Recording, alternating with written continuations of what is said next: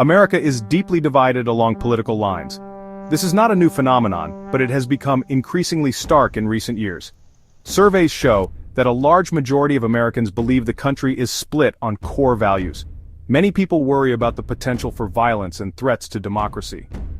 This division is fueled by a number of factors. These factors include the growing educational divide, the erosion of trust in institutions, and the nature of the two-party system. The red versus blue dynamic is now a defining feature of American politics. This refers to the division between Republicans, red, and Democrats, blue. This simplistic color coding belies the complexity of the issues. It contributes to the perception that there are two Americas with little common ground. This division has real-world consequences. It makes it difficult to address pressing issues and undermines faith in democratic processes. The political divide is not just about differing opinions on policy, it's about fundamental differences in worldviews and values. These differences are amplified by social media, partisan news outlets, and political rhetoric. This creates echo chambers where people are only exposed to information that confirms their existing beliefs. This makes it difficult to have constructive conversations and find common ground. The consequences of this division are significant. It leads to gridlock in government as compromise and collaboration become increasingly difficult. It also fuels social unrest and polarization, making it harder for Americans to live and work together. Addressing this divide is crucial for the future of American democracy. One of the most significant factors contributing to the political divide is the growing educational divide. The Republican Party's base is increasingly made up of white voters without college degrees. In contrast, the Democratic Party, while once demographically similar, now includes less than a quarter of this demographic. This educational divide has a profound impact on political attitudes and voting behavior. People with different levels of education often have different life experiences and perspectives. This can lead to divergent views on a range of issues, from economic policy to social issues.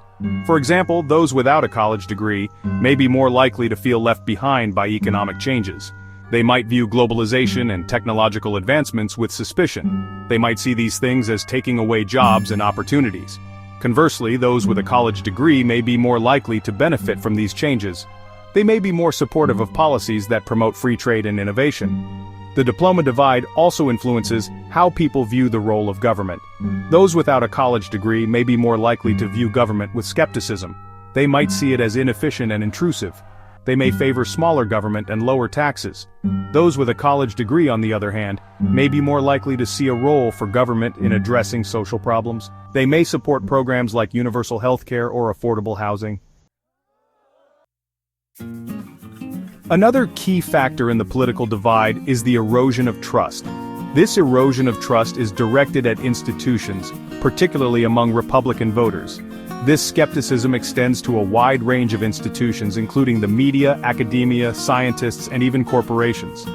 This distrust is fueled in part by the perception that these institutions are biased against conservative viewpoints.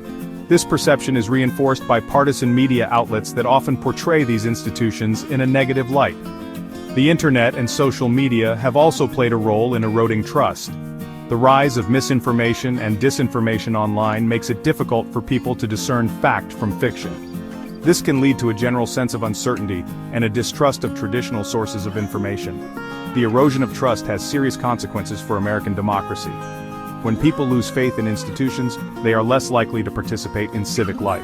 They might be less likely to vote, volunteer, or engage in civil discourse. This can lead to a decline in social cohesion and make it even more difficult to address societal challenges. The political divide in America is deep and complex, but it is not insurmountable. Bridging this divide requires a multifaceted approach that addresses the underlying factors driving polarization.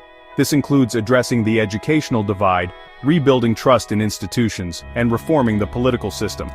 Several organizations are working to bridge the divide by promoting dialogue and understanding. For example, the Listen First project encourages people to listen to and engage with those who hold different views. Braver Angels uses workshops and other methods to facilitate constructive conversations across the political divide. While these initiatives face challenges, they represent important steps towards healing the divisions in American society. Bridging the divide requires a commitment from individuals, institutions, and political leaders to engage in respectful dialogue, find common ground, and work together to address the challenges facing the nation.